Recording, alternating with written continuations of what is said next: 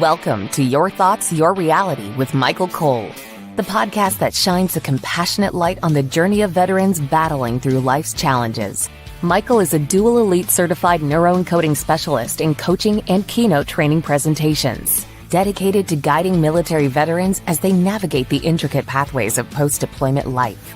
Join him as we delve into the profound realm of neuroencoding science, empowering these brave individuals to conquer universal battles, procrastination, self-doubt, fear, and more. Together, let's uncover the strength within you to re-engage with families and society, forging a new path forward.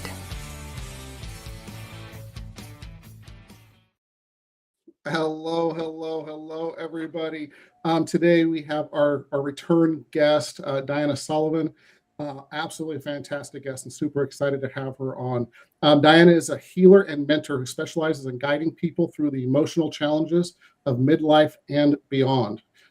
She draws deeply from her lived experiences, including her journey with a former spouse who served in the Navy and carried the invisible weight of war, which many veterans do. Dianna helps individuals face long buried traumas. This is super important, everybody. And she does some, I just got chills. That's how important it is, everybody. She faces long buried traumas that often resurface when life quiets down. So basically when things kind of seem like they're smoothing out, hello.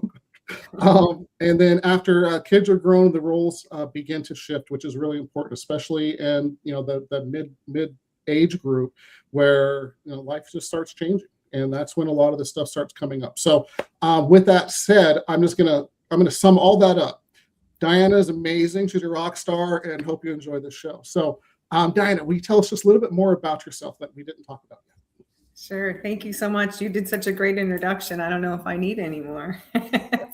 I really am just passionate about helping people in this middle-aged time of life. I think that things happen to come up, like you mentioned, so much so for us when we get to this age and stage. And I think that the societal norm is kind of just to drift off, put yourself out to pasture, kind of zone out watching TV or drinking alcohol or, whatever.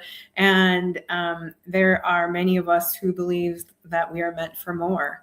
And we have so much wisdom when we get into this middle-aged time that we're wasting it if we're just vegging out. But the problem is that, our old traumas are starting to come up because we have more time now. We're not so busy. We're typically not striving for the top of our career. Our children have, moved on there, or even by like 16, they don't need us that much anymore. Right. So that's all shifting. So now there's time and space, and those traumas are coming up wanting to be healed. Yeah. Amen. It's funny you say that because, how often are you just moving so fast? And then, like you said, when you're getting a little older and you're kind of getting things, the work balance and all that stuff kind of figured out, you start thinking more, Yeah. and these things start coming up. And sometimes you don't even know why you're feeling this way. This is the very traumas that I think we're going to talk about a lot. So before we really dive in, I just want to remind everybody on the top left corner of your screen, there is a blue QR code.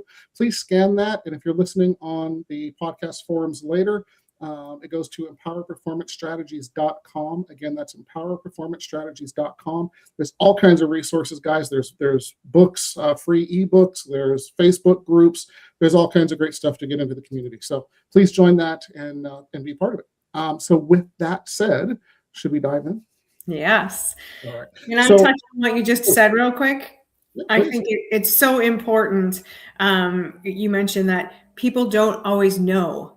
And that's so important because I think, 95% of people don't know that this, it doesn't come with a little flag that says trauma coming up. It comes with numbness and sadness and like, I don't like the things that I used to like, and I don't even know what's going on, Absolutely.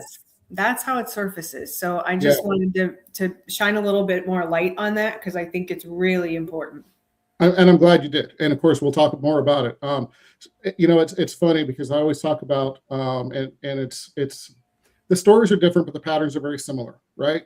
Whether it's veterans or just humans in general, veterans are just a little bit different because of the conditioning and things from the military. But the the patterns are very much similar, right? Whether it's transition from the military, or transition from being an empty nester, or a divorce, or a breakup, or a job, they're all kind of similar.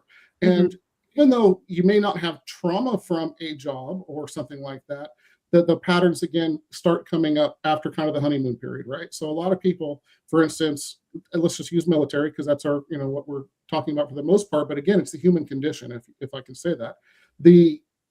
There's the honeymoon period of whatever time that is for that person when they get out of the military, or again, change jobs, whatever it is, where they are all happy and it's celebration, woohoo, and all the different stuff. And then life, Les Brown, I gotta say it, life be lifing, right? And life starts kicking in at some point, and that's when you start noticing these things. So I think it's super important what you just brought up, that it's generally delayed, not always, but generally delayed. And I'm going to say with veterans, it's probably a 9 out of 10, if not higher, that I've seen. So I think this is so important that we're talking about this. So with that said, I know we have our questions, but you know me, I just want to, so people understand that haven't met you yet. What brought you into this realm? You had a super successful business that you sold, and so on. So what made you want to help in this area? It's an interesting story. I was actually in a relationship with a boyfriend who was very controlling and abusive, and he was actually in the Navy, and I'm sure some of his stuff probably came from that, and he was at a rehab center, and it was family weekend, and I went, and I met somebody who explained to me how I was attracting this into my life, which I thought they were crazy, but, it was my own lack of worthiness and my own, issues from my own life growing up that caused me to be in that relationship. So I knew that I didn't want that for my life anymore. And honestly, I don't think I had enough, self-worth at the time, but I didn't want it for my children either. Right. Just to be clear, they were not being abused, but to be in that kind of a controlling space in place, so what can I do to have my life be different going forward? That was the thought at that time. And then as I started learning things and learning healing work and all of these things, oh my gosh, I need to share this with everyone, was how I felt.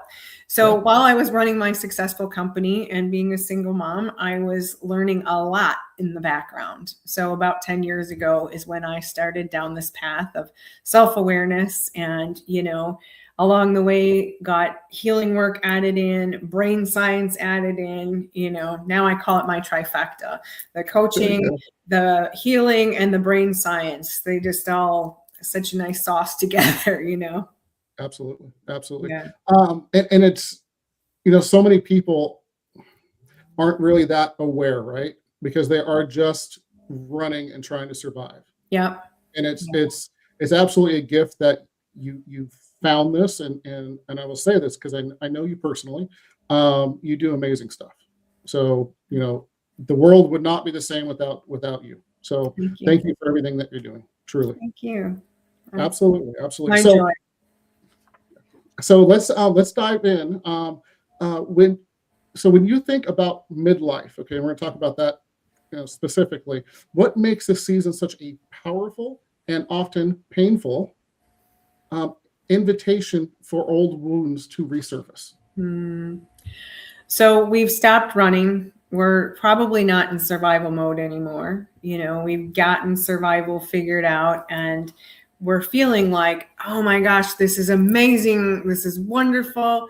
And once your body starts to feel safe, now it's safe enough for those traumas to come up. Because when we're in the midst of chaos, those traumas won't come up. Not only are we just not busy, but they don't feel safe to come up. So now we're in this idea of safety. I'm in retirement, and I probably saved money, and, so I'm just I'm safe. So those things come boiling up to the surface. It's just the prime environment for them to come. And interestingly, it's not talked about this way, but they're gifts. There's so much wisdom on the other side of these traumas. And we feel like we're going to die if we feel those feelings, but it's actually the resistance of those things that are causing them to keep coming up. And if we just allow them to flow through, then they pass through and we get to be on the other side and gain the wisdom. Which you ask, why is it powerful? And that's a big piece of it, right? We have so much wisdom. We've done so much. We've learned, I mean, just learning to survive is wisdom, you know? And then now we've got the icing on the cake here is these issues that we get to heal, and then we get to be even wiser. And the way we live changes. It's challenging because you go from run to, whoa, I have to stop and be still, you know? And it's a time where people sometimes choose vices, you know, whether it be, you know, binging on TV or drinking a lot or drugs or, you know, whatever the variety might be. And I'm not shaming anyone on those either, because I think it's important to say that, because I think people utilize whatever they utilize. And then when they're ready, you know, like, let's move forward. I'm done. And a lot of times too, what happens is those vices no longer work. That's so true. So true. And I want to add, if I can, you know, we talk about the gifts from the trauma, if you will. When you go back, and I tell people this all the time, when you go back and you look back 10, 20, 30, 1 year ago, and you look back and say, hey, I made it through that. Yeah. And I learned from it, right? Because we've all been through shit. Let's just call it what it is, right? Yeah. We've all been through it. No one gets through life with everything being perfect their entire life. So when you go through it and then you look back and you're like, oh man, yeah, but I learned that, I survived that and I made it through. That's a gift. The realization that, oh, I've been through something and I can do it again. I can make it through again, and I can thrive on the other side of it. That's super important, right? Yeah, I agree. It's super important. I was actually just walking someone through that yesterday when I was working with them. It's kind of the ability to zoom out a little bit and look at all of it. You know, we're often busy, especially those of us who have been taught, you know, to be strong and all of these things. And so we look at it and we're only in the right now, and we've been beating ourselves up for so long. So that's what's, you know, our neural pathways are doing. So we just continue to beat ourselves up. And if you actually take a minute and, oh my gosh, look at the past year, the past 5 years, the past 10 years, and eventually look at your whole life and look at all you've done and all you've accomplished. You've been trained and taught to, it's never enough. It's never enough. But when you take a second and look in the rearview mirror, holy cow, I'm actually really amazing. You know, also we've been taught to not do that, because that would mean we're, you know, boasting or whatever. But as we both know from our mentor, you know, celebration is huge. So going back and really celebrating yourself as you're in this process, as you're in this season of suck that isn't fun, you know. Sorry. Season of suck always gets me. Yeah.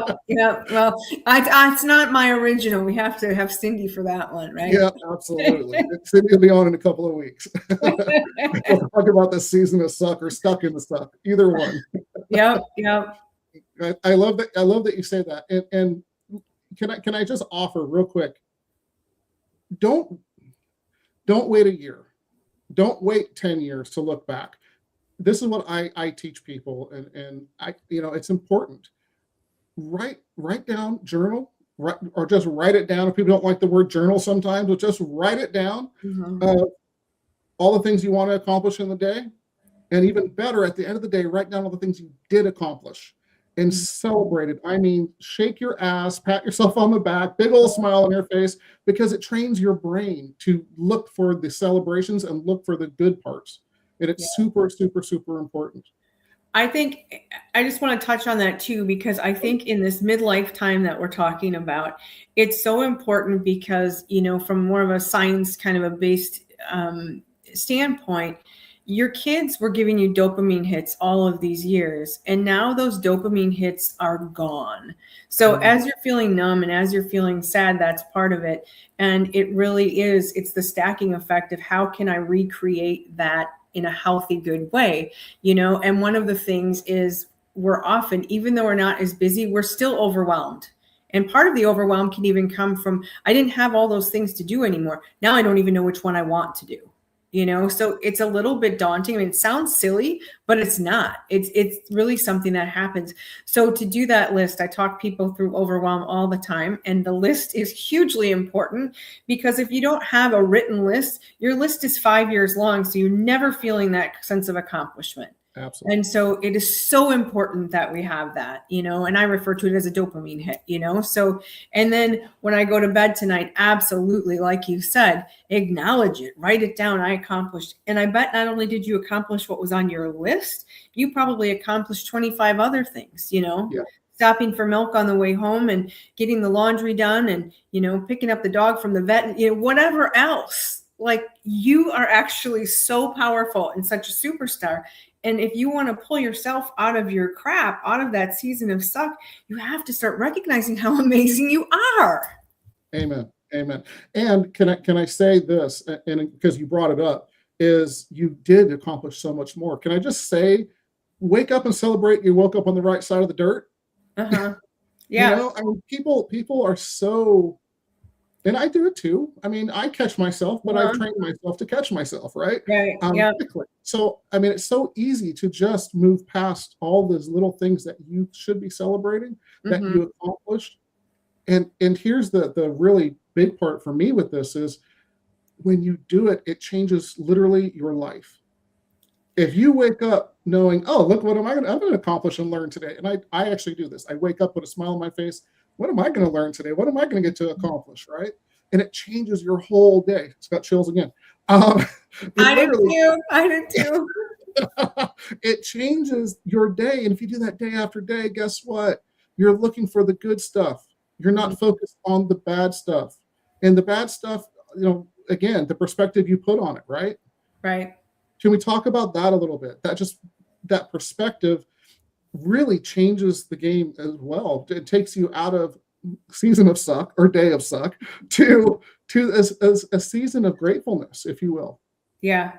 It really, you nailed it on the head. It is so important. And people think that it's silly or, something like that. And when you take ownership of who you are and what your day looks like, it absolutely changes. So yeah, waking up every morning. I mean, I woke up this morning and I was excited to be on this, and I was excited to get my workout in, and I was excited that it was 17 degrees out today because it's going to be -19 the next 2 days, and I could actually walk my dog today. So you know what I mean? Whatever it is, the little things to the big things, but if you start getting yourself in that rhythm of celebration, it becomes magical, and, there's so many, like, there's silly little things and there's these amazing things. I was in my own season of suck right at the end of this past year. And as I came out of it, and as I had to apply my own things that I teach to other people to myself, so there I was, doing this. Okay, I'm going to do this and I'm going to do this and I'm going to trust it, and they stack, so before you know it, you get that momentum going, and it's going. And I get a text from somebody who's offering me a free ticket to an event that's being hosted this weekend, and oh, by the way, I also happen to have points for it. And, like all of these things, if I pull into a parking lot, there's almost always a front spot for me. Like, it's just reserved for me, like you start doing these things. I don't ever stand for a long time in line at the grocery, like it's just, these problems and the stuff that just feels mucky, it all falls away because you're looking for it. We all know the idea of, like, you buy a car and you never saw that car on the road, but now that you have awareness of the car, you see it constantly. Yeah. Magical, wonderful things work the same way. So you start paying attention to the magical, wonderful things, and you see more of them left and right. Absolutely. And I love that you say that, because when you focus on something, that's what you're focused on, right? If you focused on, oh, I don't have enough money, or I don't have the job I love, or any of the things, right? And you're focused on the negatives, you're going to be focused on the negatives until you change that. Right. So the more you can change into that grateful energy, if you will, the better. You touched on so many great things, but we've got about 10 minutes left, and I want to ask you this: with what you do, how much have you noticed? And it just ties into what you're talking about, changing that gratefulness from season of suck to that great season of gratefulness. I can't think of something else. And to dealing with trauma, if you're in that different energy, if you will. Yeah, it's a process, so I think it's really important that your expectations are realistic, because it's not going to change instantly. It's not going to change overnight. You will change overnight, but it's little increments, and it's that stacking effect that I was talking about. So you can't go from suck to everything is great, and it's interesting because the season that I just came out of myself, I was really frustrated because I'm a coach and I know better. So how come I can't get there? But I was trying to go from here to here, and we can skip some steps along the way, but it's just not realistic to, make that huge leap. So we have to be really patient with ourselves, and we have to be really, really compassionate, And I think for me, during that time, I really took myself out of socialization, because when you're in that crappy space, you're not nice, and I have a lot of self-awareness because I've been working at this for a long time. So I was really aware, and I didn't want to say something stupid or, be in that kind of space. So I just took space for myself. And honestly, that's what we need, alongside a coach is even better, that you're in that place of you're working through these traumas and these things that are coming up. You're so compassionate and you're so loving. The things that have happened, especially to the veterans and things, they're horrible things that people have seen, right? Mm-hmm. And you shouldn't have had to see them, but you did. So can we work through what that did to your nervous system, what that did to your body, and help to bring healing to it? And the greatest way to heal that is bringing love and light to it. Absolutely love that. Absolutely love it. And it's so true. Being patient, all of those things, and being kind to yourself and compassionate, I believe is the word you said, which is the word. Truly, because so many, the thoughts, right? Your thoughts, your reality. Just saying. Oh, so absolutely. So if you're sitting there beating yourself up, that's your reality. That's who you are living. That's who you are being. You can choose otherwise. And who wants to stay there? So, it really is a choice. And sometimes I myself feel frustrated that we don't teach emotional intelligence. It's such a huge thing to be able to work through that. And instead, what we've been taught is to be tough, to be strong, and figure it out. Right. Rub some dirt on it. Yeah. And guess what? I rubbed dirt on it and it didn't help, So what do I do now? They rubbed dirt on it, got infected. Yes, it got worse. That's a perfect one. And I think too, as we're talking about the person who's in that place, also the people around them, we all have a commitment. Well, let me say it this way. We all have a responsibility to our own happiness and our own stuff, right? And when we're in relationships, whether they be friendships or marriages or whatever, we can trigger each other. So when someone's in that place and space, can you give them grace? It's funny because we talked about this a little bit before the show, and I think I wasn't going to mention it, but my ex-husband was in the military. He was in the war, and he is a little emotionally unavailable, for my opinion. And I didn't have a clue or understand what that was. We were married, 20 years ago, and I didn't get it. And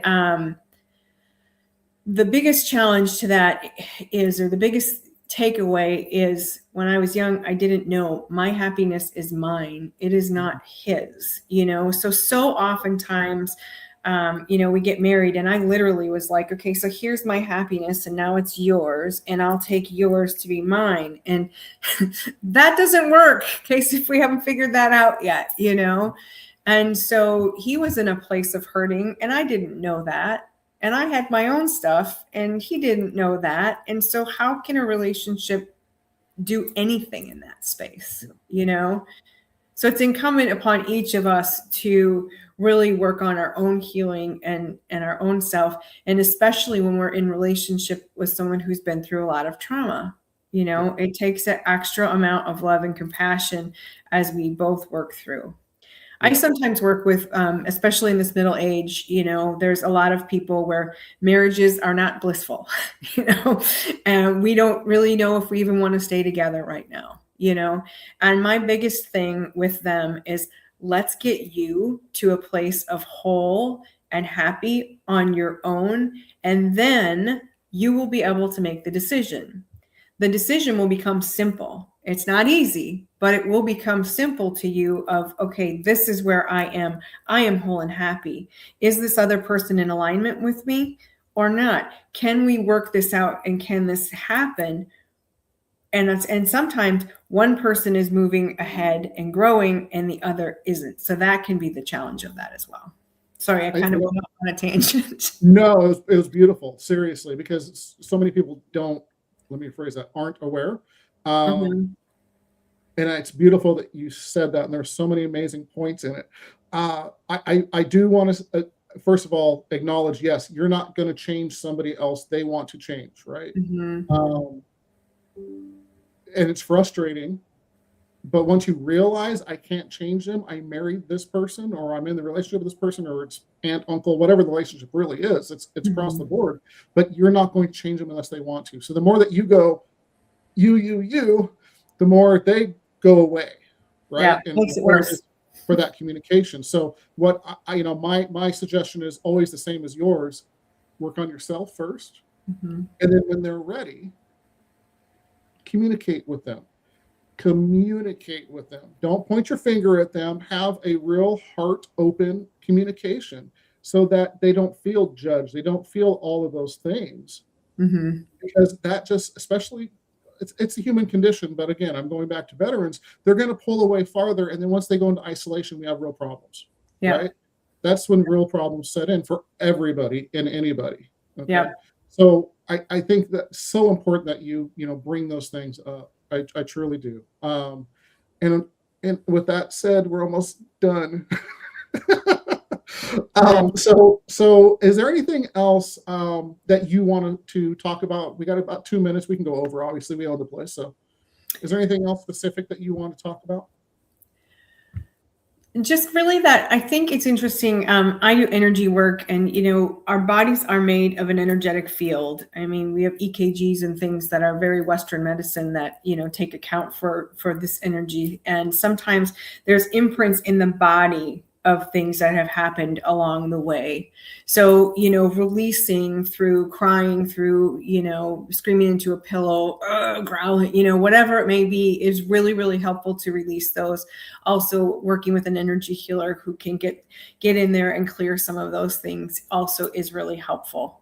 I also give so much credence to Joseph McClendon's work that you and I both do, neuroencoding, because if you do all these things, but your mind is still working against you, your brain is still working on keeping the old pattern because that's what it's there to do, it's not going to change. So it's really bringing all of those pieces together in order to move forward. Otherwise, you're back in the season of suck. Ta-da! Cindy was on here for a minute. I know she's still around, but she says she loves us both. Hey, so with that, do you have a couple extra minutes? I do, but I need to plug in my computer. I'm so embarrassed. Give me 1 second. Okay, so just listen, if you will, just so we can jump back into it. So we didn't really talk about the energy work specific, right? So what I'd like you to talk about, if you can, is once you have energy, is how does energy work? I mean, what is kind of the process? And again, we don't have a lot of time, but what you do is amazing. I mean, and there's Carolyn, and there's different people in our groups that do this, but most people don't really understand it. Right. So can you give like a kind of a brief explanation of what you do and of course how it helps? Yes, yes, absolutely.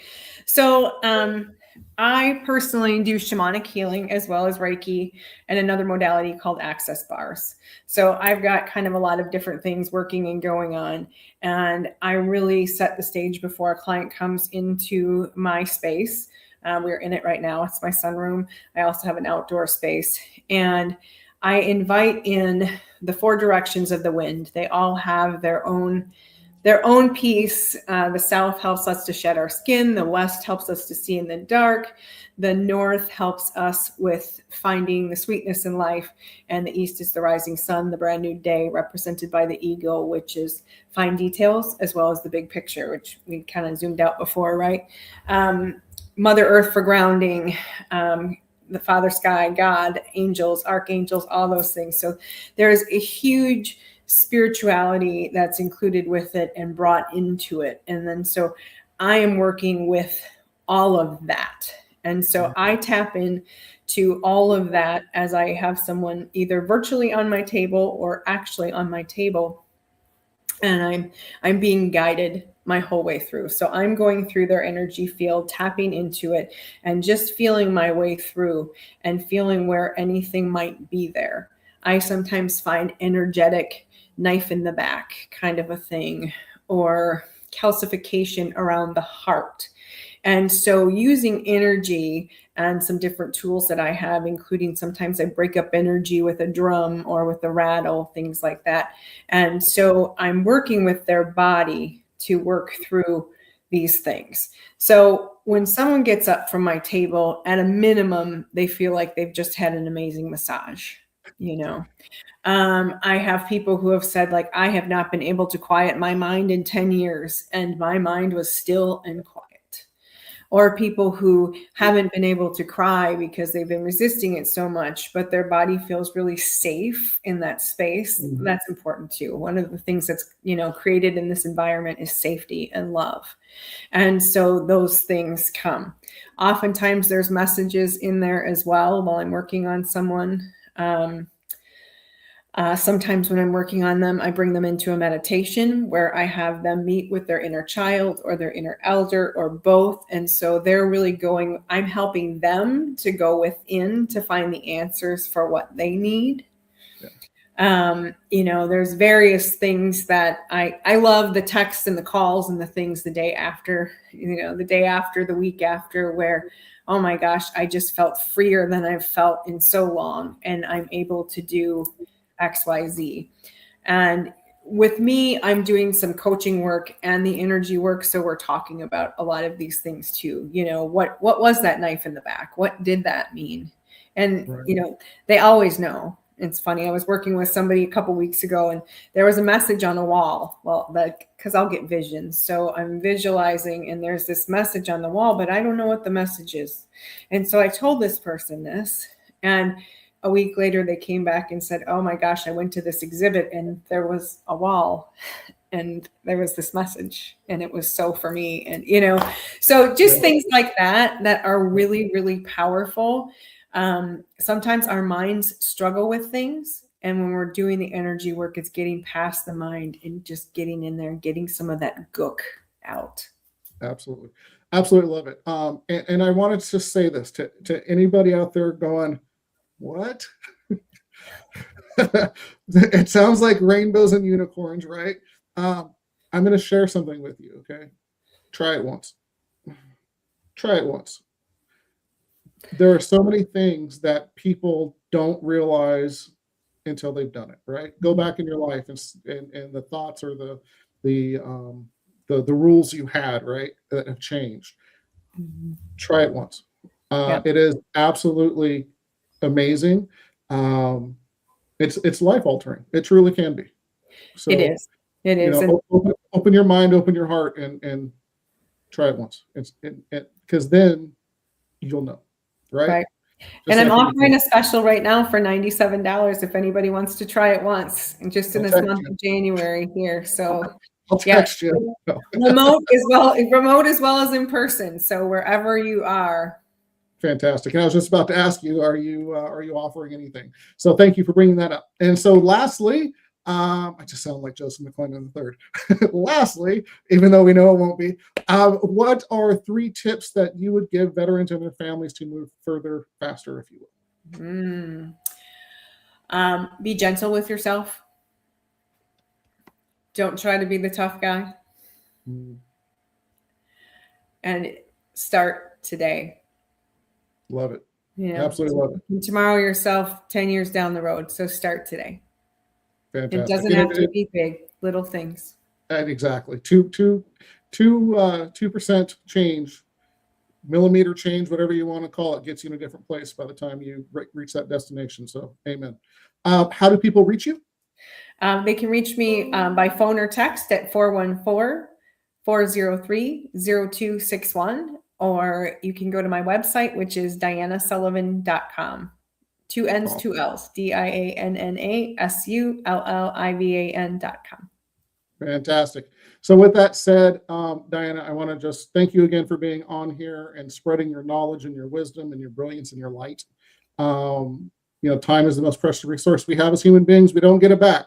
So thank you for spending a little bit of your life and your time with us. Thank you for what you do, and thank you for having me. I appreciate it. Oh, absolutely. We'll have you back on. There's too much more to cover. All right, everybody. We're out of here. Thank you for joining us on another insightful journey of Your Thoughts, Your Reality podcast with your host, Michael Cole. We hope the conversation sparked some thoughts that resonate with you. To dive deeper into empowering your thoughts and enhancing your reality, visit empowerperformancestrategies.com. Remember, your thoughts shape your reality, so make them count. Until next time, stay inspired and keep creating the reality you desire. Catch you on the next episode.